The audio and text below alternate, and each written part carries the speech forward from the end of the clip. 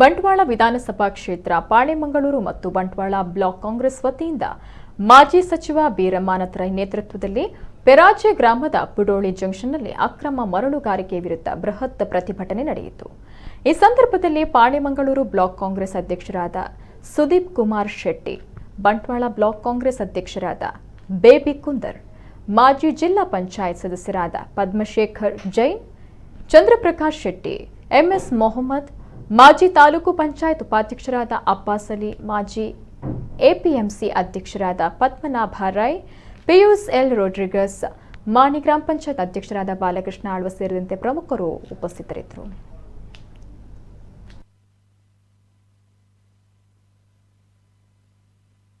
ಇವತ್ತು ಜಿಲ್ಲೆಯಲ್ಲಿ ನಾನ್ ಸಿಆರ್ಜೆಡ್ ಈ ಸಿಆರ್ಜೆಡ್ ಅಂತ ಹೇಳಿದ್ರೆ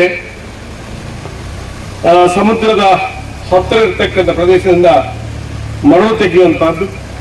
ಅದನ್ನ ನಾವು ಇರುವಾಗ ಏನ್ ಮಾಡಿದ್ದೀವಿ ಅಂತ ಹೇಳಿದ್ರೆ, ಇವತ್ತು ನಾನು ಪ್ರಮಾಣ ಪೂರ್ವಕವಾಗಿ ಹೇಳ್ತೀನಿ, ರಾಜಕೀಯವನ್ನ ಮಾಡಲಿಲ್ಲ।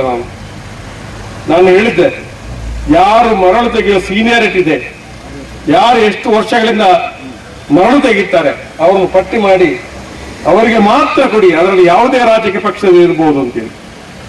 ಮಯೂರು ಅಂತ ಹೇಳಿ ಬಿಜೆಪಿ ಅವನೊಬ್ಬ ಈ ಮರಳುಗಾರಿಕಾ ಸಂಘದ ಅಧ್ಯಕ್ಷ ಆಗಿದ್ದ, ಅವನು ಬಿಜೆಪಿ ಅವನು।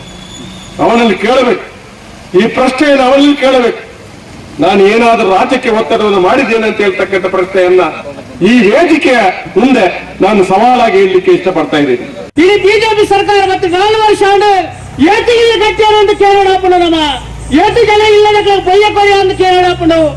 ಇನ್ನು ನಮ್ಮ ಭಾರಿ ಆಲೋಚನೆ ಮಲ್ಪಡು ನಮ್ಮ ಅಪ್ಪೆ ಚಂದ್ರನ ತೂಪಾದ ನಮ್ಮನ ಗೆಲ್ಪಾಯಿನ ಅಪ್ಪೆ ಇನ್ನು ನಮ್ಮ ಬಿಜೆಪಿ ದಕ್ಕಲೆ ನಮ್ಮನ ಅಂಗಡಿ ದೇವರನ್ನು ತೂಪ ಅಂತ ಪಂಡೇರು, ಅಂಗಡಿ ನಕ್ಷತ್ರ ತೋಪ ಅಂದುಳ್ಳೇರು, ಬಿಜೆಪಿ ದಕ್ಕಲೆ ಸುಳ್ಳು ಪಂಡುಳ್ಳೇರು।